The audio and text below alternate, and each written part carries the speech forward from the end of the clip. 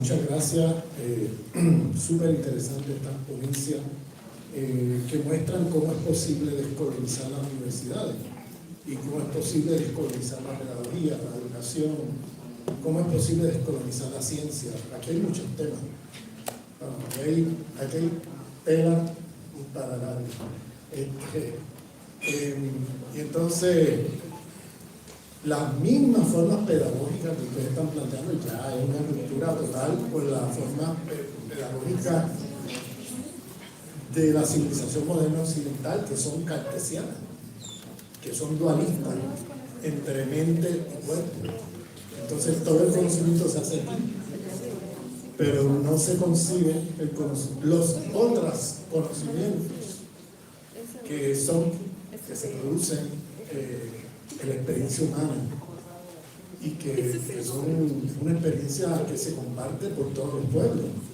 Podrás cambiar la palabra que se usa, podrás cambiar la cosmovisión aquí o allá, pero se comparte esa visión holística, esa visión de la diversidad y la unicidad como forma cosmológica de ver las cosas, es decir, un cosmos, estamos todos dentro de un cosmos, y es una ruptura con la visión dualista, ¿no? Esa visión dualista que es la visión hegemónica del sistema, que separa todo de manera dualista, la naturaleza de los humanos, como si los humanos no fueran la naturaleza, para empezar, que separa la mente del cuerpo, o sea, nos decapita la mente del cuerpo. Entonces, el giro de colonial pasa por reintegrar todo eso, vamos, volver a pensar desde los conocimientos ancestrales, que son todos holísticos, no importa en qué lugar del mundo te sitúes. Si estás en el Ubuntu, en África, tienes la misma idea de una visión holística, una visión donde no separas las cosas como si fueran fragmentos, sino que las cosas están integradas. Como, por ejemplo, es que la misma palabra espiritualidad, cuando decimos espiritualidad, cuando decimos, fíjense que, miren cómo las ciencias modernas separan todo. Espiritualidad, bueno, departamento de estudios de religión. El problema social, el departamento de sociología. Problema económico, departamento de economía. Problemas de política de Estado, departamento de ciencias políticas. Y cuando vienes a ver, no entiendes nada. Porque como tienes todo tan fragmentado, y por eso lo hacen, para que no entiendas nada. Porque cuando empiezas a dividir el conocimiento en disciplinas, terminas en la decadencia disciplinaria, porque empiezas a producir conocimientos que son conocimientos que se producen a partir de problemas de las disciplinas. Por eso es aquellos de ustedes que han pasado por las universidades y todo eso, universidades occidentalizadas, no estas universidades, se recordarán cada vez que van a un congreso académico y no sé qué, vas 2 días y estás el resto del mes recuperándote, ¿no? Recuperándote de lo que pasó allí. Porque se está discutiendo de todo menos de la realidad, lo que se vive en el mundo.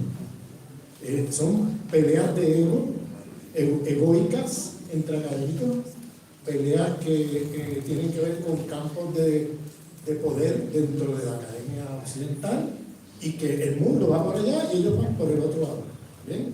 Y por eso es que llegan a esos lugares de conocimiento y terminamos indoctrinados con visiones que no tienen nada que ver con el mundo que vivimos, ni tienen nada que ver con las soluciones ni con los problemas del mundo que vivimos. Entonces yo siempre digo, tenemos que descolonizar las ciencias sociales. Bueno, ¿de qué nos estamos descolonizando entonces?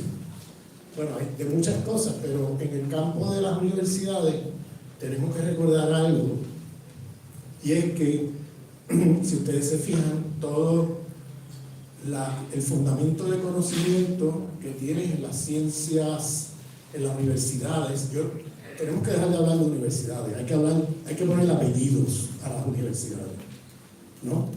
La Universidad Amauta Huasi, la Universidad del CRI, la Universidad Occidentalizada, que esa es la hegemónica, la Universidad Eurocéntrica Occidentalizada. Pues si dices la universidad y lo dejas ahí, pareciera como si fuera un espacio neutral, pero no lo es. Entonces, hay ahí, ¿cómo fue? ¿Qué es lo que pasa en la Universidad Occidentalizada? Bueno, esto es una observación que yo leí en algún momento que hizo Boaventura de Sosa Santos, que decía, miren, en las universidades, en estas universidades, no, esto occidentalizado no lo uso yo, pero él decía, en las universidades lo que estamos leyendo son hombres blancos occidentales de 5 países. Cuando vamos a cualquier universidad occidentalizada, en cualquier lugar del mundo, no importa dónde esté, vas a estar leyendo un hombre francés, un hombre alemán, un hombre británico, un hombre estadounidense y un hombre italiano.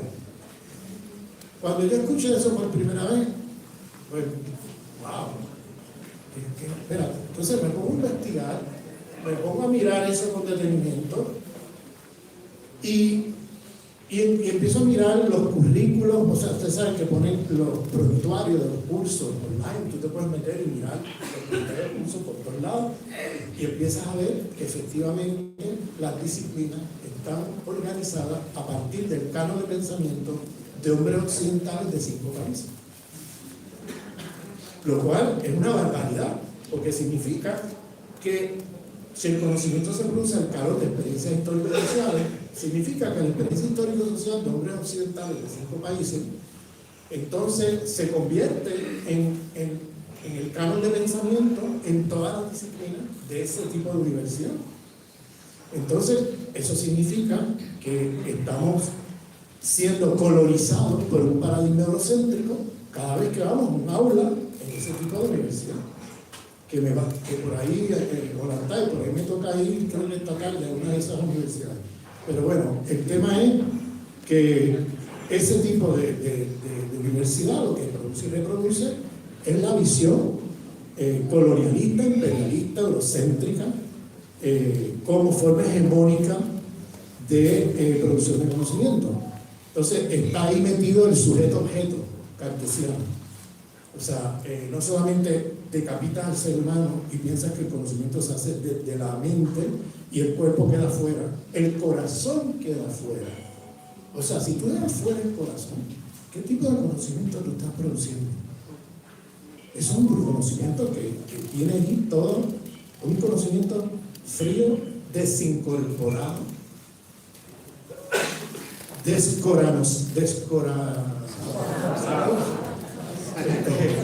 entonces es un conocimiento que tiene todos los ingredientes de ser un conocimiento muerto.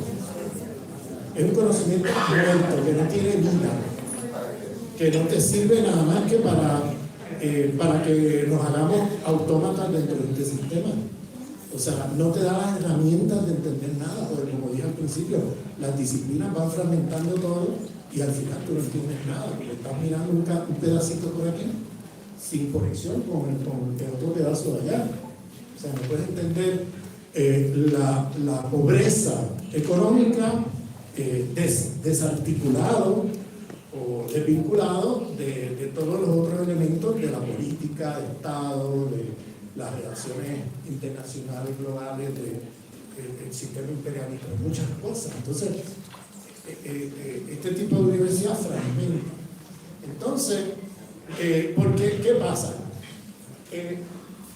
No solamente tenemos un canon de pensamiento que solamente estamos leyendo hombres occidentales de 5 países.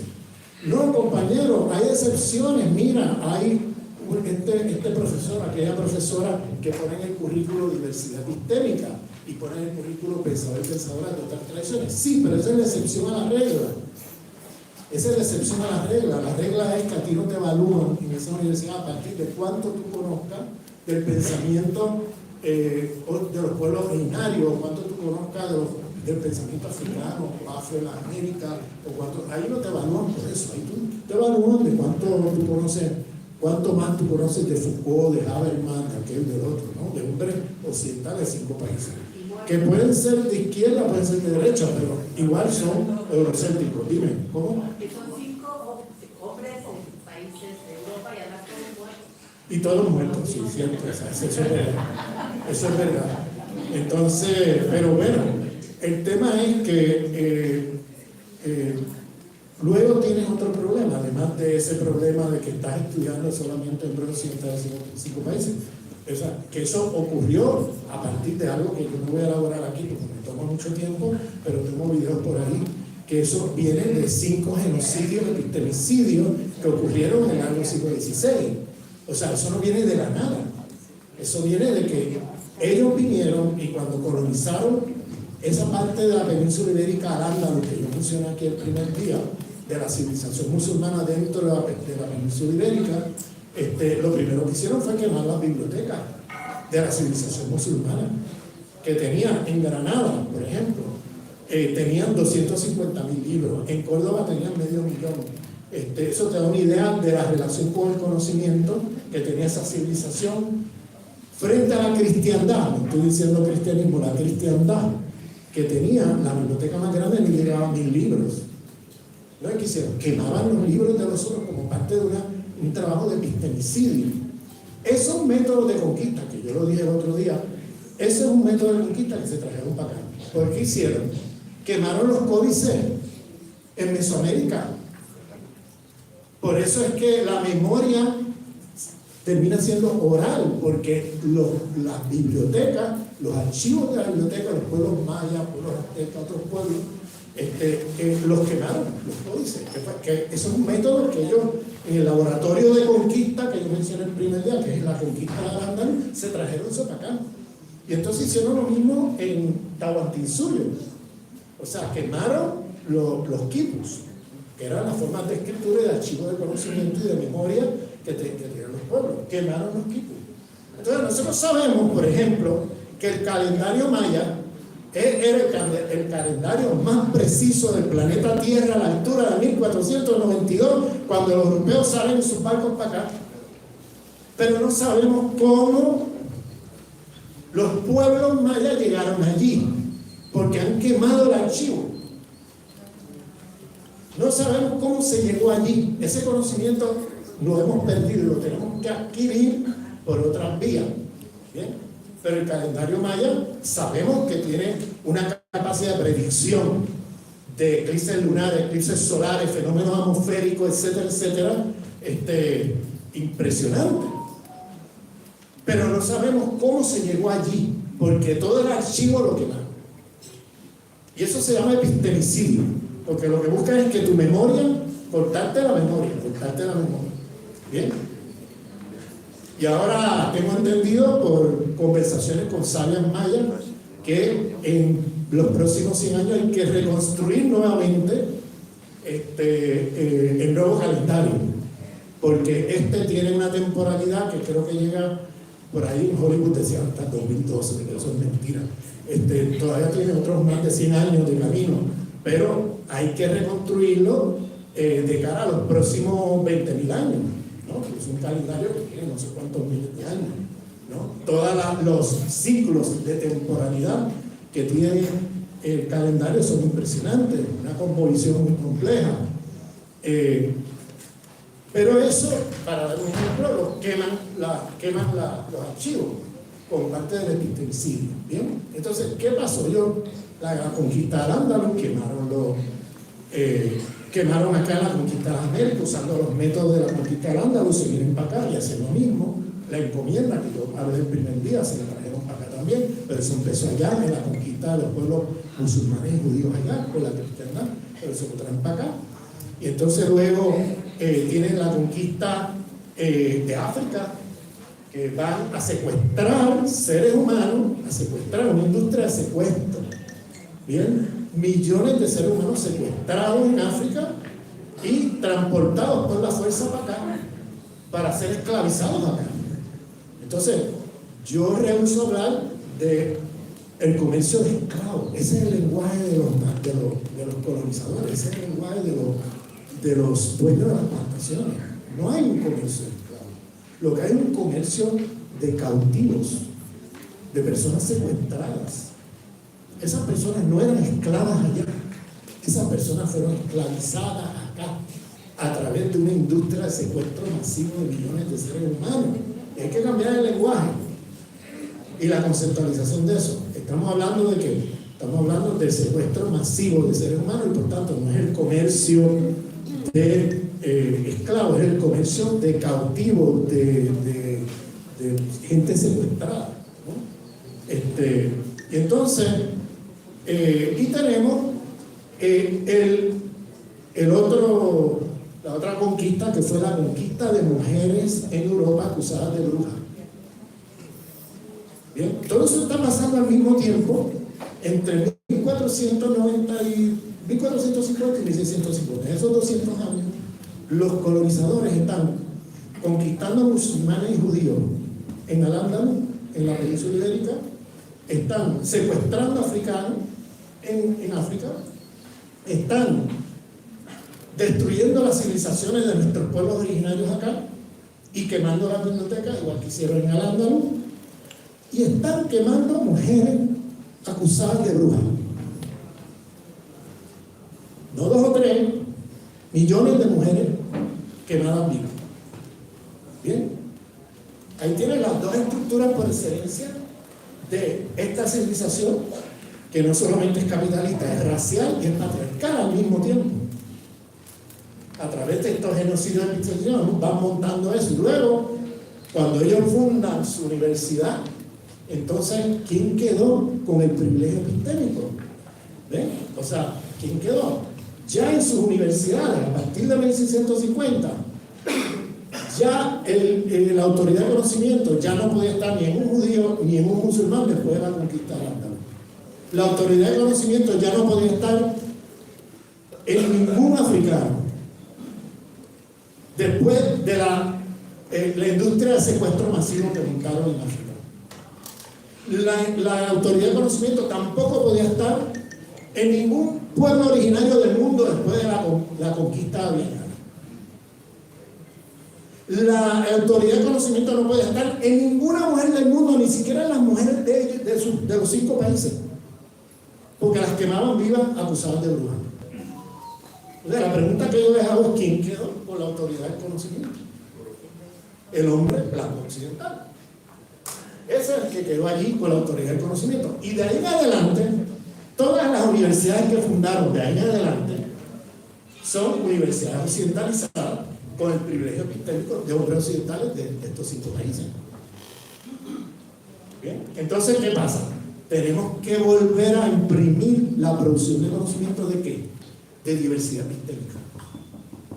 Y esa diversidad epistémica, es decir, de los pueblos, que todo el conocimiento y toda el aval de conocimiento que existe en el mundo y de cosmocimiento, ¿bien? Como bien dice aquí el cosmocimiento, conocimiento de las diversas cosmologías, tiene que estar allí en cualquier aula en que estemos metidos en un proceso de producción del conocimiento. ¿Bien?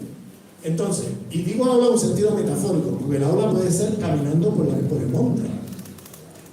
Cuidado, que la producción de conocimiento no es metido encerrado en un cajón ahí con alguien, no, es también caminando por el monte.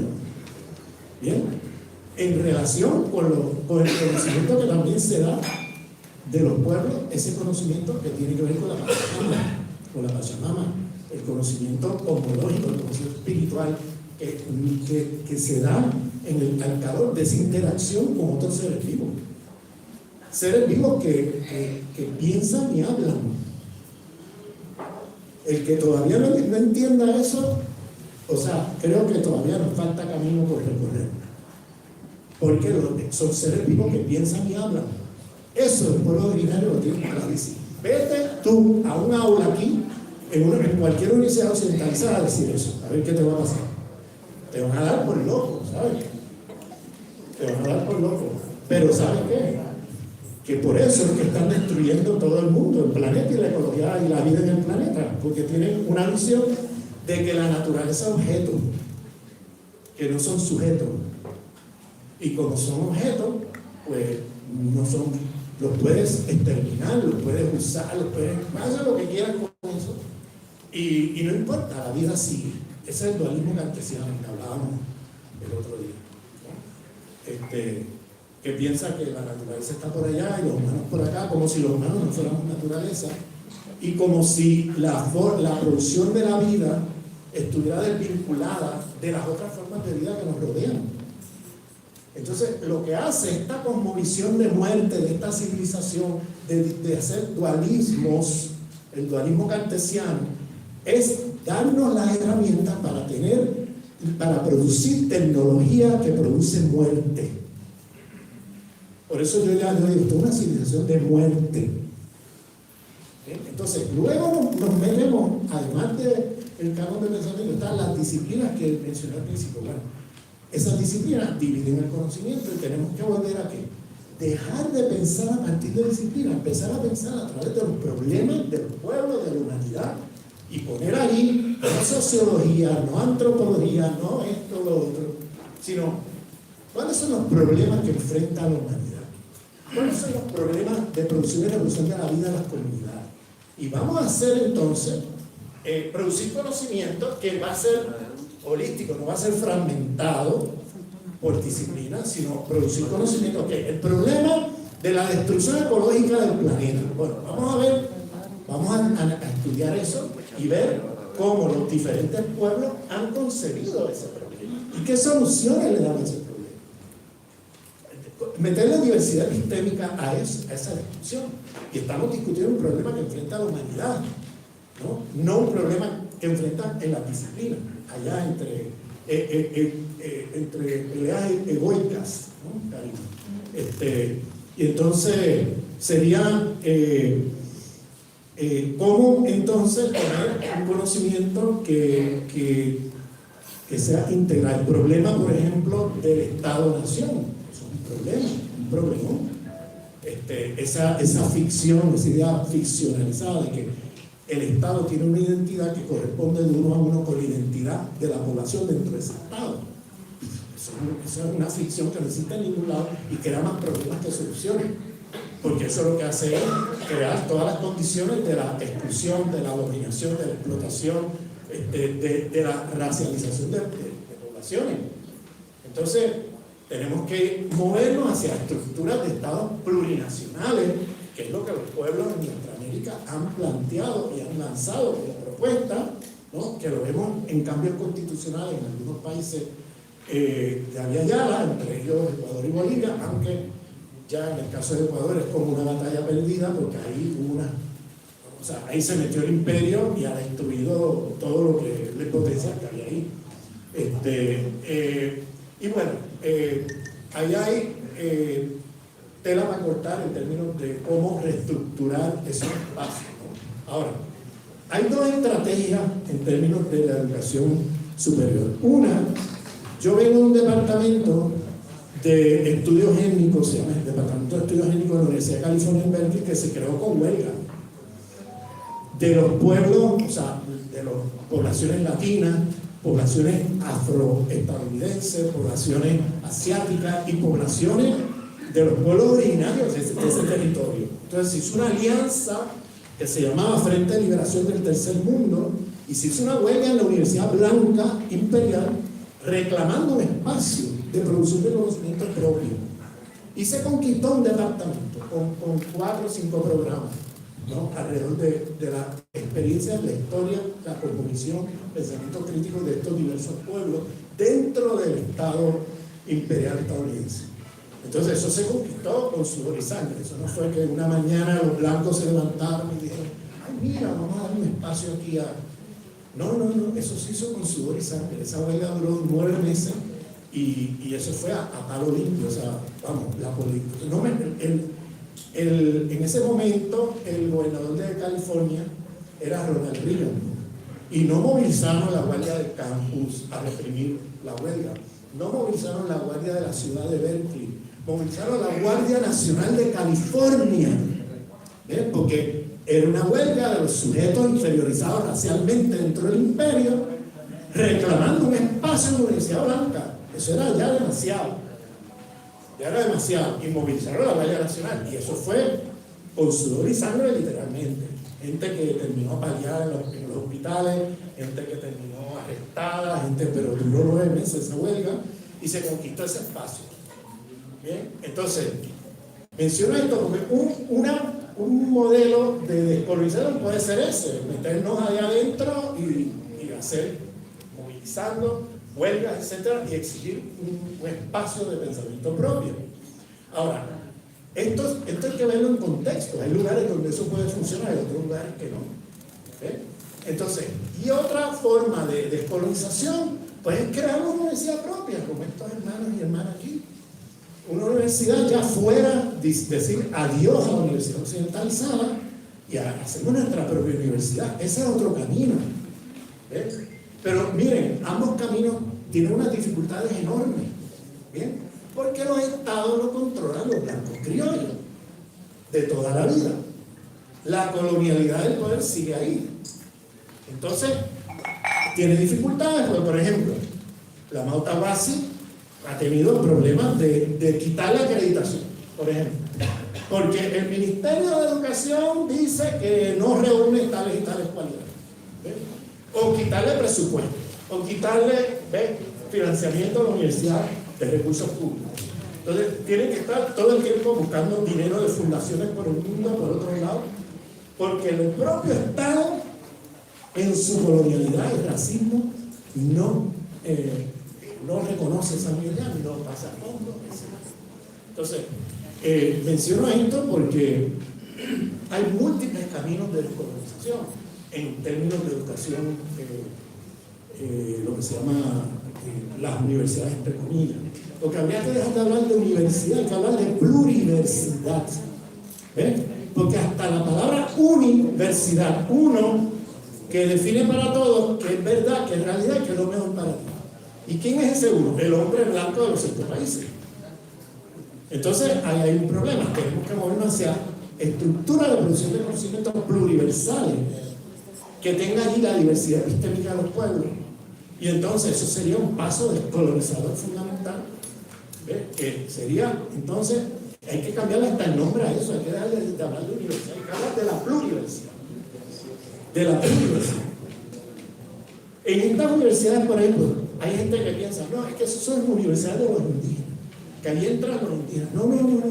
Ahí hay mestizos, ahí hay blancos, la universidad está abierta a diferentes pueblos, diferentes poblaciones, pero la epistemología, la cosmovisión, la forma de organizar el conocimiento, la forma de producirlo es completamente diferente. Entonces, no es que estas universidades estén ghettoizadas, producidas por indígenas para indígenas. Es que está producida desde la cosmovisión de los pueblos originarios para todo el mundo, abierta a todos. Que todo el que quiera aprender, descolonizarse, etc., está invitado, está bienvenido. He tenido la oportunidad de visitar las 2 universidades en diferentes momentos, y claro, me ha llamado la atención, me ha sorprendido que cómo la manera como se organiza la estructura de producción de conocimiento parte de las mismas cosmovisiones y no parte de las disciplinas tradicionales que tenemos en las universidades eurocéntricas occidentalizadas, sino que parten desde las mismas cosmovisiones, se organiza el conocimiento. Entonces, claro, para un Ministerio de Educación, va y mira eso, eurocéntrico, de los blancos criollos, mira eso y dice, no, espérate, esto no es científico. Esto no reúne los criterios del ministerio. Esto no puede pasar. Ahí tiene ya las exclusiones, los cortes presupuestarios, todo lo que implica todo eso. Y por eso mi admiración a los compañeros y compañeras que llevan este trabajo adelante, tanto en el Cauca como en Ecuador, en particular en Quito, ¿no? Está localizada la Mauta Huasi, en Ecuador, en las afueras de Popayán. Y yo creo que todo el que tenga la oportunidad, creo que sería interesante que fueran ahí y participaran y vieran el tipo de trabajo que se está haciendo. Y para finalizar, hay que ponerle también nombre a lo que hace esa universidad occidentalizada. Porque si tú lo que estás leyendo son hombres blancos de 5 países, pues es una universidad cuya estructura de conocimiento es racista, sexista. Y hay que nombrarlo, no se puede ocultar, es racista y sexista, porque están superiorizando estos hombres e inferiorizando a todas las mujeres del mundo y inferiorizando a todos los pueblos del mundo. Entonces, por eso son racistas y sexistas al mismo tiempo. O sea, no puedes separarlo. Entonces, todo lo que no sea producido por esos hombres occidentales queda clasificado como inferior, como un conocimiento inferior. ¿Bien? Y claro, excluido de esa, y por eso son de esa estructura, y por eso esas universidades son maquinarias de epistemicidio, de destrucción de conocimiento y de colonización mental. ¿Bien?